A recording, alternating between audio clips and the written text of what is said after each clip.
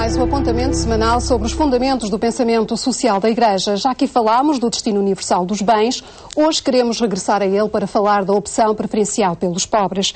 Boa tarde aos meus dois convidados, o Dr. Bagão Félix, o Dr. Bruto da Costa. Muito obrigado por estarem novamente connosco. Começo por si, Dr. Bagão Félix. A doutrina social da Igreja diz que os bens são para todos, contudo, ao longo dos séculos sempre houve pobres. A Igreja manda que se olhe para eles. É pôr em prática a caridade cristã? A semana passada falámos do princípio do bem comum e há umas semanas, de facto, falámos do destino universal dos bens. Delas decorre a opção preferencial pelos pobres. Evidentemente, como a Imelda disse, sempre houve pobres e provavelmente haverá sempre pobres. É mais uma razão para que a ação concreta perspectivada na doutrina social da Igreja tenha essa preferência. Hoje em dia, aliás, a questão é muito interessante, porque se nós pudéssemos, num relance, ver todas as encíclicas, desde a Rerum Novarum, do século passado, não, do século XIX, nós veríamos muito presente este princípio, que entretanto vai tendo afloramentos diferentes, porque a noção de ser pobre é uma noção hoje muito mais... é diferente. Eu, aliás, prefiro a expressão opção preferencial pelos últimos. Porque a noção de pobre é uma noção muito quantitativa. É de estar abaixo de um determinado limiar de rendimentos. É uma noção muito... quase normativa. E é sempre vista em termos financeiros, em termos económicos, de bem-estar económico e social. Ora bem, hoje há formas violentas, brutais, de pobreza da solidão. Por exemplo, na Caritas in Veritate, diz no capítulo 5, Bento XVI, uma das pobrezas mais profundas que o homem pode experimentar é a solidão. As outras pobrezas, incluindo a material, também nascem do isolamento, não ser amado ou da dificuldade de amar. Portanto, ser pobre, estar excluído, ser desconsiderado, ser velho muitas vezes, que também aqui já falámos. Portanto, hoje a noção de pobreza é mais qualitativa, às vezes é mais difusa, às vezes é mais difícil não só de prevenir, como sobretudo de combater, mas é mais uma das razões, dada a perspectiva integral do respeito pela pessoa humana, para que esta seja de facto a primeira opção da Igreja, ou seja, a primeira opção é pelos últimos. Muito bem, doutora. Bruto da Costa, opção preferencial pelos pobres. Sim, senhora. Na sequência daquilo que o Dr. Bagão Félix disse, eu queria introduzir um outro conceito que é mais recente, em certo sentido, pelo menos no modo como se veio difundindo, que é a noção da exclusão social. E hoje, quando falamos em pobre, e para não nos limitarmos a um determinado tipo de carências, utilizando o conceito de exclusão social, nós temos uma noção mais próxima daquilo a que o Dr. Bagão Félix chamou os últimos. E eu queria chamar a atenção por uma curiosidade. Se nós olharmos para o quadro do juízo final de São Mateus, deste-me de comer quando tinha fome, deste-me de vestir, etc., nós encontramos dois tipos de carências, apesar de olharmos para aquilo, em princípio, na linha da pobreza quase material. Fome, sede, vestir, não tinha abrigo. Mas, ao mesmo tempo, eu estava doente e vieste visitar-me. O Evangelho não diz vieste curar-me, é visitar-me. É um problema da relação. Não está ali o problema da eficácia da cura. Isto é para os médicos.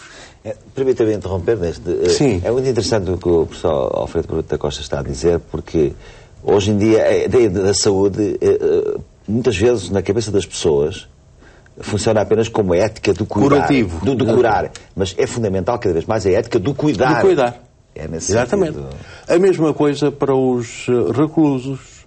Exato. Estava prisioneiro e vieste visitar-me.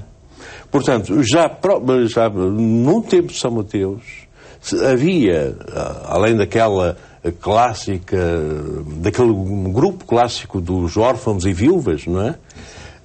Já havia esse alargamento do sentido de carência. Isso por um lado. Por outro lado, o problema da opção preferencial pelos pobres, como sabem, a certa altura criou um certo receio por parte de algumas estruturas da Igreja, porque, por influência de uma certa corrente da teologia da libertação, pareceu que esta opção preferencial para os pobres era opção exclusiva. E a Igreja aí chamou a atenção para o facto de que essa opção preferencial não podia ser considerada como exclusiva. Justamente por ser preferencial. Exatamente. É por isso que... E depois houve textos que acrescentavam preferencial, mas não exclusiva. O Papa João Paulo II deu, digamos assim, o golpe final sobre este debate, que até suscitou um documento da Congregação da Doutrina da Fé, e passou a usar a expressão opção preferencial para os pobres, explicando o que era, mas salvando aquilo que era a importância desta opção. Porque, no fundo, a humanidade não é homogénea. E como não é homogénea, a nossa atitude perante os outros, embora seja universal, não pode ser igual no sentido matemático. E, portanto, há opções que são preferenciais, não são os outros. Esta opção preferencial pelos pobres deve ser feita por instituições criadas pela Igreja ou pelos próprios cristãos ao agirem em sociedade? Em primeiro lugar, deve ser prosseguida pelas autoridades políticas, pelas autoridades de governação, pela sociedade como um todo, pelas famílias. E, portanto, é uma obra de todos. Ligada à questão da opção preferencial pelos pobres está o princípio da participação. Participação significa fazer parte do todo. E isso, por sua vez, tem dois tipos de vetores. O da inserção e o da inclusão. Há pouco o professor Bruto da Costa falava desse aspecto. Ou seja, tem que ser um caminho convergente. As pessoas que estão excluídas, que estão fora da malha social, por diversas razões, têm que fazer um esforço de inclusão. E a sociedade tem que fazer um esforço de inserção, do qual resulta a participação. O que muitas vezes alguns programas de combate à pobreza, no sentido que aqui estamos a exprimir, falham porque falta uma destas componentes. Às vezes as pessoas não estão preparadas para fazer esse esforço de inclusão e às vezes a sociedade, através dos seus diferentes meios, a própria Igreja também, naturalmente, não sabe, não gosto da palavra aqui, mas tenho que dizer, não sabe gerir com a equidade calibrada completamente a ideia da eficiência. Porque, e volto mais uma vez à afirmação do princípio, os pobres hoje em dia são sobretudo definidos por aqueles que têm a chamada pobreza de escolhas e a pobreza de oportunidades. Hoje um jovem, mesmo saído da universidade, em Portugal, mas posso falar noutro país, em boa medida é um pobre, porque deixou de ter a capacidade de escolher porque não tem oportunidades. Dr. Bruto da Costa, estes novos pobres da sociedade de hoje. Sim, só queria sublinhar um aspecto que é o seguinte. No princípio falaram de sempre pobres, há de haver sempre, etc., não é? Eu costumo dizer a brincar que o facto de haver, enfim, de possivelmente sempre termos pobres, não suscita nos cristãos nem nos outros homens o dever de fazer com que isto seja verdade. Pois, da resignação. Resignação. Nós não temos que ter a preocupação desta previsão, digamos assim, que no fundo é uma consequência da limitação humana. Claro. Portanto, não vamos acabar com a pobreza, como não vamos ser perfeitos como o Pai. Claro. E, no entanto, Jesus disse ser perfeitos como o Pai é perfeito. Bom, isso por um lado, não é? Não devemos ter a preocupação de que isto possa não ser verdade. O segundo problema é que nós, ao olharmos para